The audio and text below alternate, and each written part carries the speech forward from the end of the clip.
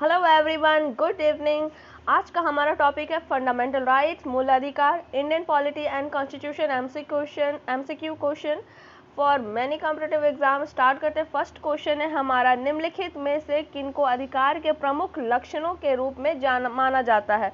तो आपके चार कथन दिए हुए हैं। पहला कथन जो है, अधिकार व्यक्ति के समाज और सरकार से दावे हैं। दूसरा है, अधिकार व्यक्ति का कर्तव्य बोध है। तीसरा है, व्यक्ति का युक्तियुक्त निवर्तन है।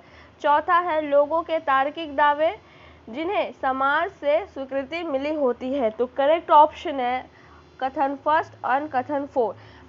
वस्तुतः अधिकार किसी व्यक्ति को अपने लोगों, अपने समाज और अपनी सरकार से दावे हैं। अधिकार लोगों के तार्किक दावे हैं जिन्हें समाज से स्वीकृति मिली और अदालतों द्वारा बनाई मान्यता मिली है। नेक्स्ट क्वेश्चन है, निम्नलिखित कथनों पर विचार कीजिए। तीन कथन दिए हुए हैं।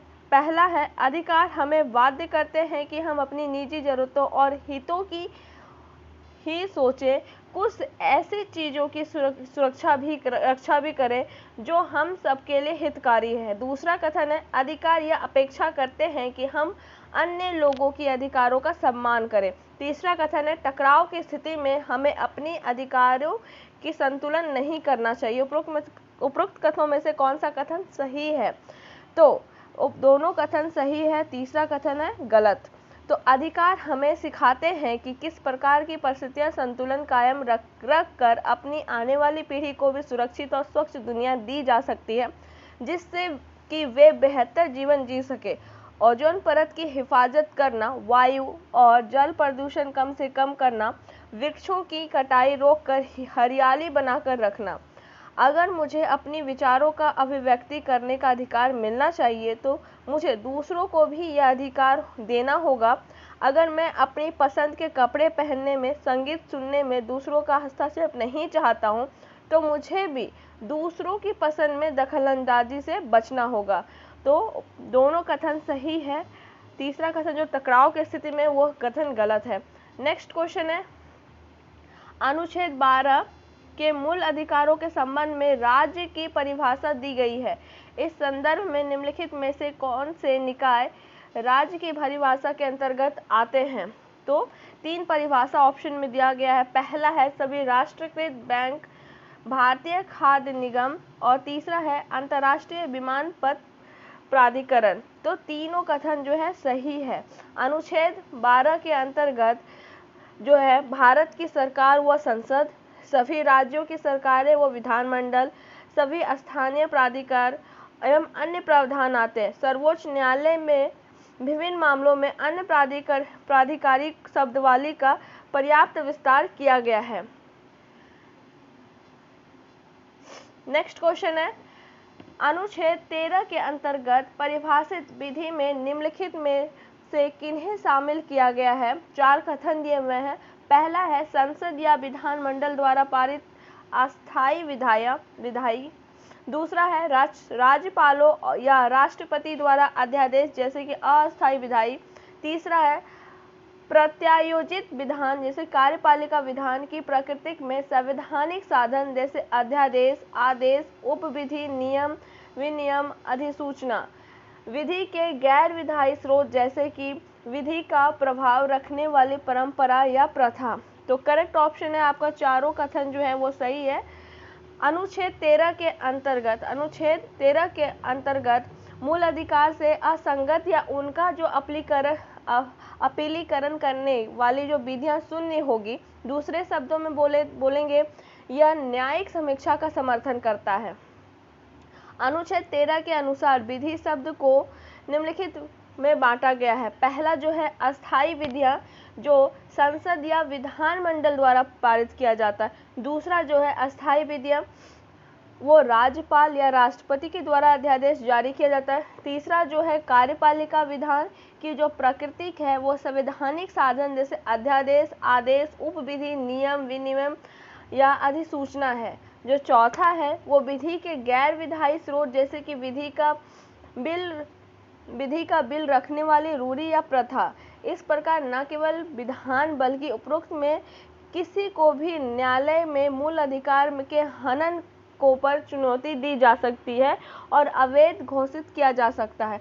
तो इस तरह से हमारा चारों कथन सही है। नेक्स्ट क्वेश्चन है, मूल अधिकारों के संदर्भ में निम्नलिखित कथनों पर विचार कीजिए। दो कथन है। पहला है, मूल अधिकार राज्य की सीमा निर्धारित करते हैं, अतः केवल राज्य के विरोध में उपलब्ध है। दूसरा कथन है, अनुच्छेद 13 के सर्वोच्च न्यायालय और उच्च न्यायालयों को यह अधिकार प्रदान करता है कि वे किसी भी मूल अधिकार के उल्लंघन के आधार पर किसी विधि को गैर संवैधानिक या असंवैधानिक घोषित किया जा सकता है। तो करेक्ट ऑप्शन 2, करेक्ट ऑप्शन केवल 2 है, क्योंकि केवल राज्य के विरुद्ध नहीं है। तो अनुच्छेद 139 आर्टिकल 139 के तहत संसद चाहे तो सर्वोच्च न्यायालय को मूल अधिकार से अलग विषयों पर रिट जारी करने की शक्ति दे सकता है, किंतु अभी तक संसद ने इस शक्ति का प्रयोग नहीं किया है। और वहीं आर्टिकल जो 32 है, वो आर्टिकल 32 के अंदर जो 33 आता है के अनुसार जो 31, 32 में सर्वोच्च न्यायालय को भी दी गई शक्तियों पर कोई भी प्रतिकूल प्रभाव डाले बिना संसद चाहे तो अनुच्छेद 32 में ही दी गई शक्ति जो रीट जारी करना है किन्हीं या सभी सरकार विस्तार किसी न्यायालय तक कर सकती है।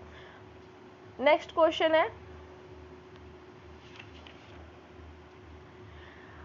समानता का अधिकार। समानता का जो अधिकार है वह 14 से 18 में दिया गया। स्वतंत्रता का अधिकार 19 से 22 में दिया गया। शोषण का जो अधिकार है वह 23 से 24 में दिया गया है।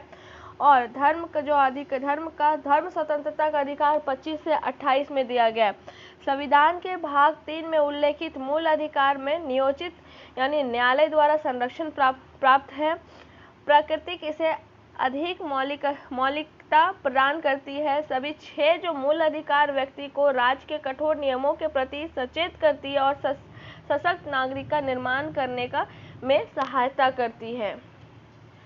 नेक्स्ट क्वेश्चन है, विधि के समक्ष समता और विधि के समान संरक्षण के संदर्भ में निम्नलिखित कथनों पर विचार कीजिए। दो कथन दिए हुए। पहला कथन है, अनुच्छेद 14 किसी भी परिस्थिति में किसी व्यक्ति के साथ किसी भी भेदभाव का निषेध करता है, क्योंकि यह विधि के समक्ष समता से तथा विधि के समान संरक्षण से संबंधित है।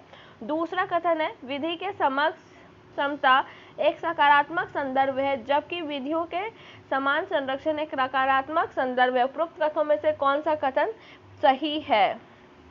तो दोनों कथन जो है गलत है। आर्टिकल 14 में दी गई दो अवधारणा इससे संबंधित है। पहला जो है, विधि की समक्ष समता किसी भी व्यक्ति के पक्ष में किसी विशेषाधिकारों की अनुपस्थिति, साधारण विधि या साधारण विधि न्यायालय के तहत सभी व्यक्तियों के लिए समान व्यवहार। कोई भी व्यक्ति विधि के ऊपर नहीं है, इस प्रकार एक यह जो है नकारात्मक संदर्भ है। विधि का जो समान संरक्षण है उसके अंदर समान परिस्थितियों के अंतर्गत व्यवहार क्षमता, समान विधि के अंतर सभी व्यक्तियों के लिए समान नियम, बिना भेदभाव के समान व्यवहार होना चाहिए। इस प्रकार का यह एक सकारात्मक संदर्भ है और ये जो हमारा है वो नकारात्मक संदर्भ है। ओंकार लाल बजाज बनम जो थे वर्सेस भारतीय संघ मामले में सर्वोच्च न्यायालय ने कहा कि असमानताओं के साथ समान व्यवहार भी असमानता है, जबकि इंद्र सहनी बनम वर्सेस भारत संघ मामले की सुनवाई में करते हुए न्यायालय ने कहा कि समान व्यक्तियों के साथ असमान व्यवहार नहीं किया जा सकता है। वहीं आर्टिकल 361 जो राष्ट्रपति और राज्यपालों को शक्तियां प्रदान करता है, इन्होंने अनुच्छेद 14 को अपवाद है। अनुच्छेद जो 14 है वो एक तरह का अपवाद है। नेक्स्ट क्वेश्चन है, निम्नलिखित कथनों पर विचार कीजिए। दो कथन दिए हुए। पहला कथन है, समान व्यवहार न्याय का एकमात्र सिद्धांत नहीं, ऐसी परिस्थितियां जो हो सकती है जिससे हम महसूस करें कि हर एक के साथ समान वर्ताव अन्याय होगा। दूसरा कथन है, वह पारिश्रमिक या कर्तव्यों का वितरण जिसे करते समय लोगों को विशेष जरूरतों को ख्याल रखता है, सामाजिक न्याय को बढ़ावा देने का तरीका माना जाता है।